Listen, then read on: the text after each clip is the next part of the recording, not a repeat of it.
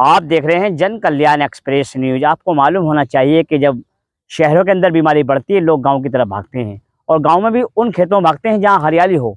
हरियाली के साथ साथ वहां पर खुशहाली हो। लेकिन गांव के किसान इन्हीं हरकतों को देखते हुए बहुत नाराज़ हैं कि उनके गांवों के खेतों के अंदर इस तरीके से गंदगी डाली जा रही है, जिससे उनको खेती करने में भी बड़ी परेशानी हो रही है।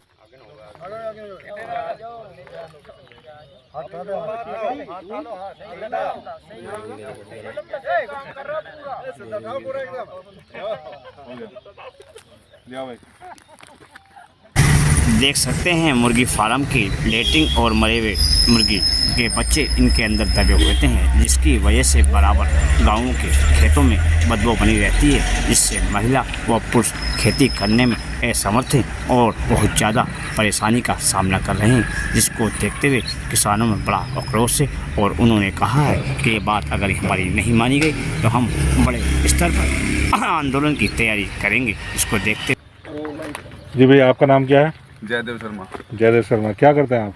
वकालत। जयदेव जी, जिस तरह से यहाँ खेतों में किसानों को परेशानी है, यहाँ बहुत सारे किसान मौजूद हैं, तो इनकी क्या परेशानी है? ये गजेंद्र चौधरी हैं, उनका मुर्गी फार्म हाउस है। ठीक। तो वे सड़े गले जितने भी मुर्गे होते हैं उनके अवशेष जो हैं किसानों से एग्रीमेंट करते हैं और उनके खेतों में डालते हैं। अच्छा। इससे आमजन जो है पूरी तरह प्रभावित होता है, बहुत बदबू आती है, आसपास में खेती करना बड़ा मुश्किल हो जाता है।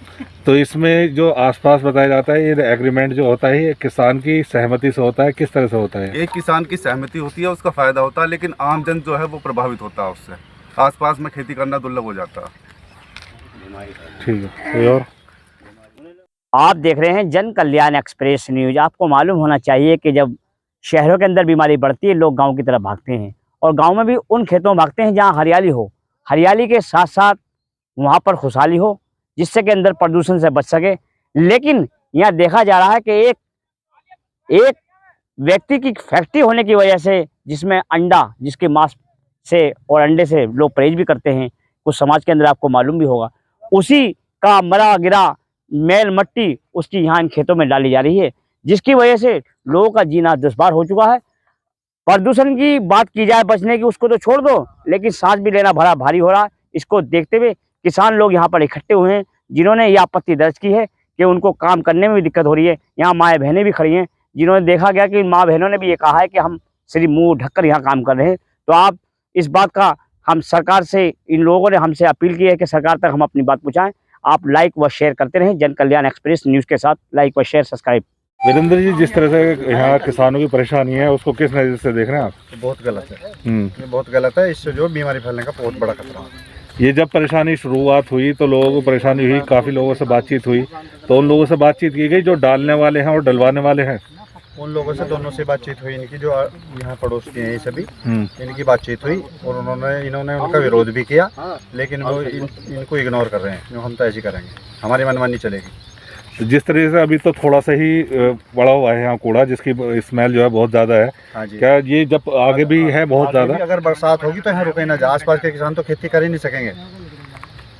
अगर आप लोगों की बातचीत नहीं मानी गई तो आप लोग क्या करेंगे आगे चल? आंदोलन करना पड़ेगा मजबूरी में।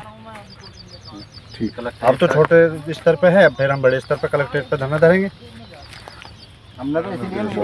जी नयन जी, क्या करते हैं आप? मैं किसान हूँ। किसान है। यहाँ पे जो किसानों की समस्या है वो क्या है, वो उसके बारे में थोड़ा बताएं। भैया, पहली बात तो यूँ कि यहाँ हमारा काम करना मौत है बदबू की वजह से। पहले तो कुछ कमाती थी वहाँ से, अब यहाँ सिर्फ ही आ गया। अगर खेत पर रोटी भी आवे तो हम खा नहीं सकते। अगर थक के हम लेट जाएं तो हमें मक्खियाँ नहीं सोने देती। यहाँ हम भर के सांस नहीं ले सकते, क्योंकि खेत में भाई ईख बोई है तो खोद देंगे और फावड़ा चलाएंगे तो फिर सांस भी चढ़ेगा आदमी को। सांस लेंगे तो बदबू आएगी, तो कहाँ से सांस ले लेंगे हम?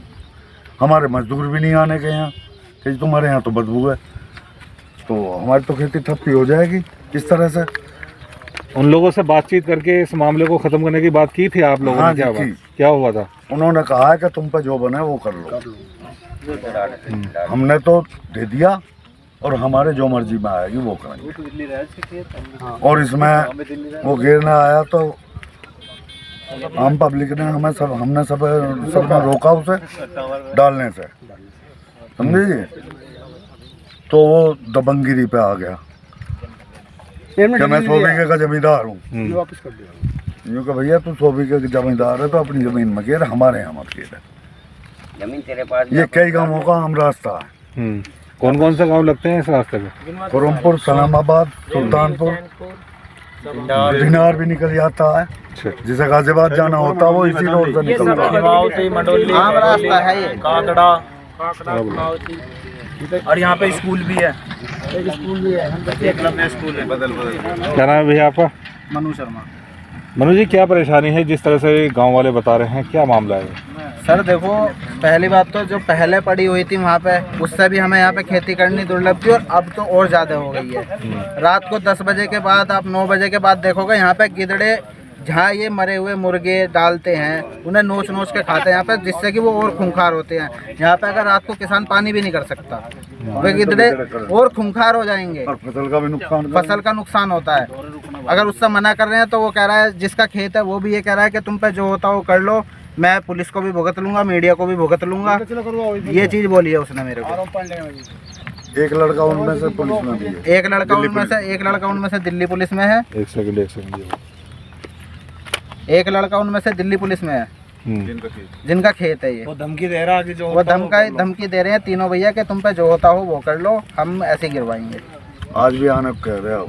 ठीक है, कौन कहाँ पोस्टिंग है उसके जो पुलिस में है जो धमकी दे रहे हैं? दिल्ली में ही है। दिल्ली में ही है। ठीक है। यहाँ कूड़ा पड़ा हुआ है, ये जो अवशेष पड़े हुए हैं, इससे कितनी परेशानी होती है आपको? यहाँ काम करना भारी होता है, बदबू इतनी आती है कि यहाँ कुछ खा सकते नहीं पी सकते, तो निकलने पड़ने में गर्मी आती है, बैठ भी नहीं सकते।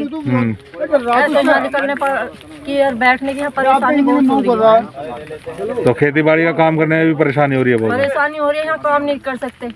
अब ढाटा बांध के 24 घंटे यहाँ काम हो नहीं सकता कि अभी ढाटा बांध के कर ले, ढाटे से भी करते बीमारी पड़ती है, होती है, इससे बदबू आती है। हाँ ठीक। यहाँ पे स्कूल भी है, बच्चों को भी परेशानी। और कोई बोलेंगे? निकलने वाले को भी